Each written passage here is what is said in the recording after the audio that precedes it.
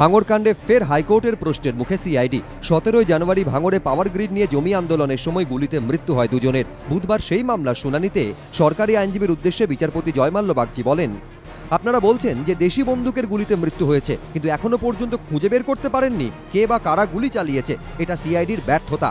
আমি চাই গুলিতে নিহত পরিবার যেন সুবিচার পায়, অপরাধীদের যেন বিচার ব্যবস্থার সম্মুখীন হতে হয়। প্রকাশ্য দিবালোকে খুন হয়ে গেল অথচ অপরাধীরা শাস্তি পাবে না, এটা হতে পারে না।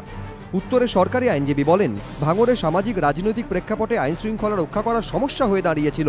পাল্টা বিচারপতি বলেন, এমন একটা উদাহরণ দিন যেখানে কোনো গন্ডগোল হলে খুন করা যায়, যে গুলি চালিয়েছিল তাকে খুঁজে নিয়ে আসুন। সরকারি আইনজীবীর যুক্তি, আমরা কয়েকজনকে চিহ্নিত করেছি, কিন্তু তথ্য প্রমাণের অভাবে কাউকে আটক বা গ্রেফতার করা যায়নি। সরকারি আইনজীবীর যুক্তি শুনে মামলাকারীর আইনজীবী বিকাশ রঞ্জন ভট্টাচার্য বলেন, সরকার বলছে তথ্য প্রমাণ নেই, অথচ 36 জনকে গ্রেফতার করা হয়েছে, ইউএপিএতে মামলাও হয়েছে। এরপর বিচারপতি জয়মাল্য বাগচি বলেন, সাক্ষীদের নিরাপত্তা সুনিশ্চিত করতে হবে। সন্দেহভাজন ব্যক্তি ক্ষমতাশালী হলে স্বাভাবিকভাবেই স্থানীয়রা মুখ খুলতে পারবে না। সেক্ষেত্রে ধরে নিতে হবে প্রশাসন ভেঙে পড়েছে।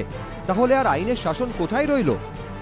আজকে মহামান্য বিচারপতি জয়মাল্য বাগচি ভরা আদালতে তিনি বিস্ময় প্রকাশ করেছেন তদন্ত সম্পর্কে, এবং তিনি ভরা আদালতে এটা বলেছেন যে একটি ঘটনায় দুজন মানুষ মারা গেল প্রকাশ্য রাস্তায়, অথচ আজ অবধি ইনভেস্টিগেটিং এজেন্সি যারা গুলি করেছে তাদেরকে ধরতে পারল না। এটা খুবই লজ্জার।